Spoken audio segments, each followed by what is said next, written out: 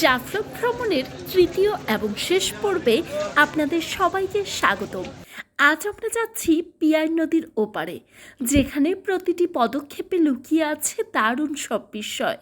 Peer নদীর বুক চিরে আমাদের নৌকা যখন ধীরে ধীরে এগোচ্ছিল, তখন চারপাশে শান্ত পরিবেশ আর হিমশীতল বাতাসের অনুভূতি ভাষায় প্রকাশ করার মতো নয়। পাহাড় থেকে নেমে আসা স্বচ্ছ পানিতে সূর্যের আলো পড়ে যেন হিরে তুতি ছড়াচ্ছিল।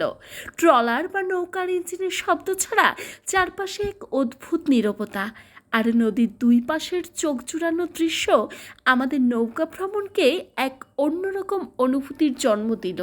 নৌকা পার হয়ে আমরা চলে এলাম জিরো পয়েন্টের কাছাকাছি, নদীর ওপারে। এখানে একটা ছোট খাত পার হলেই ভারতীয় সীমান্ত ঘেঁষা ছোট ছোট অস্থায়ী দোকানগুলো। বাংলাদেশ আর ভারতের এই সীমান্ত এলাকায় পর্যটকদের মূল আকর্ষণ এখানকার ছোট দোকানগুলো। এখানে মেলে ভারতের বিখ্যাত চকোলেট, মশলা, কসমেটিক্স আর নানা পদের স্ন্যাক্স। স্থানীয় বিক্রেতাদের সাথে একটু দরদাম করে আমরাও বেশ কিছু পছন্দের চকলেট ও পণ্য কিনে নিলাম। দেশ আর বিদেশের এমন একদম সীমানায় দাঁড়িয়ে কেনাকাটার অভিজ্ঞতা সত্যিই খুব মজার ও ব্যতিক্রমী। কেনাকাটা শেষ করে আমাদের পরবর্তী গন্তব্য মায়াবী ঝর্ণা। ওপার থেকে মায়াবী ঝর্ণায় পৌঁছতে আমাদের অনেকটা পথ পায়ে হেঁটে যেতে হলো। পাথর আর মাটির আঁকাবাঁকা পিচ্ছিল পথ বেয়ে হাঁটতে হাঁটতে শরীরে খানিকটা ক্লান্তি এলেও চারপাশের সবুজ প্রকৃতি সেই কষ্ট এক মুহূর্তে ভুলিয়ে দিচ্ছিল।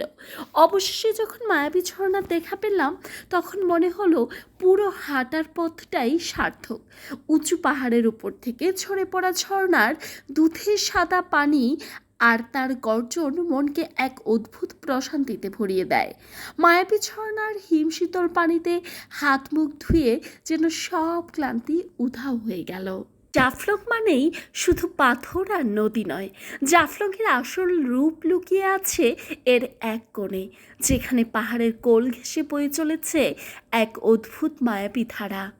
পিয়ার নদীর ওপারের শান্ত মেঠো পথ ধরে যখন আমরা মায়াবী ঝর্ণার দিকে হাঁটা শুরু করলাম, চারপাশের নীরবতা ভেঙেই কেবল কানে আসছিল ঝর্ণার কলতান। এই রূপ দেখার জন্য দীর্ঘ পথ হাঁটার ক্লান্তিটুকু যেন মিষ্টি এক অপেক্ষায় বদলে যাচ্ছিল। উঁচু পাহাড়ের গা ঘেঁষে নিচে আছড়ে পড়ছে দুধে সাদা ফেনার মতো পানির ধারা। নামটা কেন মায়াবী রাখা হয়েছে, সামনে না দাঁড়ালে তা অনুভব করা সত্যিই অসম্ভব। এর রূপ এতটাই চোখ ধাঁধানো যে এক পলকে তাকিয়ে থাকতে ইচ্ছে করে। পাহাড়ি ঝর্ণার চঞ্চল পানি যখন পাথরে আছড়ে পড়ে ছোট ছোট জলকণা বাতাসে ভাসিয়ে দেয়, সেই অনুভূতি শরীর ও মনকে নিমিষেই রিফ্রেশ করে দেয়।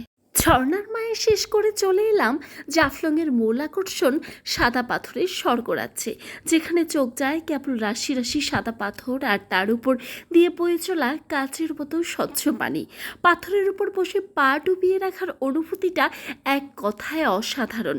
আর ঠিক আমাদের পেছনেই ব্যাকগ্রাউন্ডেই দাঁড়িয়ে আছে ঐতিহ্যবাহী ডাউকি ব্রিজ। ভারতের মেঘালয় রাজ্যের সেই উঁচু সবুজ পাহাড়ের ওপর মেঘের খেলা, ডাউকি শহর আর তার ঝুলন্ত ব্রিজ, সব মিলিয়ে দৃশ্যটা যেন কোনো ক্যানভাসে আঁকা বিশাল এক ছবি। এই সাদা পাথর আর ডাউকি ব্রিজের সামনে দাঁড়িয়ে ছবি তোলা আর মুহূর্তগুলোকে ক্যামেরাবন্দি করার আনন্দই আলাদা। দেখতে দেখতে দিন গড়িয়ে বিকেল গড়ায়, আর জাফলংয়ের আকাশে নেমে আসে সন্ধ্যার ছায়া। গোধূলির আলোয় পিয়ার নদী ও মেঘালয়ের পাহাড়গুলো এক নতুন রূপ ধারণ করে।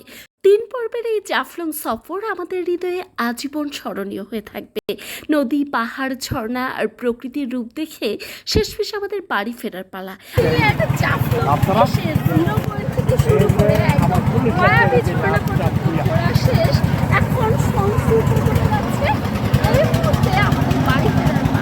আমরা এসেছি একসাথে, মানে সবাই ক্যামেরাতে আসতে ইচ্ছুক না, ক্যামেরা ফেস করতে চায় না, ক্যামেরা ফেস দেখতে চায় না, তাই আমি এসে এসেছি। তো আজকে সিলেট ভ্রমণ শেষে এই যে সূর্য ডুবে যাচ্ছে, এই পাশে হচ্ছে মেঘালয়, এই পাশে হচ্ছে জাফলংয়ের মায়াবী ঝর্ণা আছে, এই পাশে আমরা দেখতে পাচ্ছি নদী নৌকায় পারাপার হবে।